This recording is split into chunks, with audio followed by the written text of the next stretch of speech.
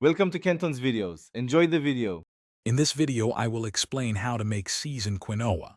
First, always rinse your quinoa well under cold water. This step is crucial for removing saponins, which can cause a bitter taste.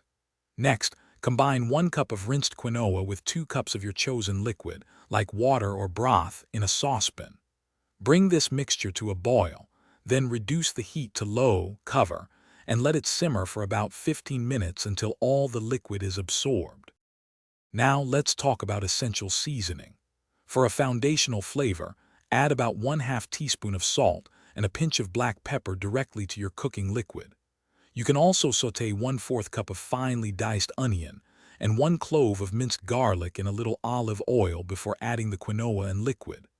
This builds a wonderful aromatic base. Consider adding 1/2 teaspoon of dried herbs, such as oregano or thyme, for extra warmth. To elevate your seasoned quinoa, explore creative flavor combinations. Instead of plain water, try using vegetable or chicken broth for a much richer and more savory base.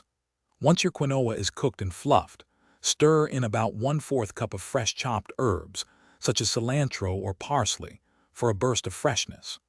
A final squeeze of fresh lemon or lime juice adds a bright, zesty finish that truly awakens the flavors. Finally, let's prepare your perfect seasoned quinoa for serving. After it has rested for 5 minutes, gently fluff the quinoa with a fork to separate the grains and ensure a light, airy texture. This delicious and nutritious dish makes a fantastic, versatile side for almost any meal, pairing wonderfully with roasted vegetables or grilled protein. Any leftovers can be stored in an airtight container in the refrigerator for up to 3 days, ready for your next meal. Thanks for watching. Consider subscribing if we helped you.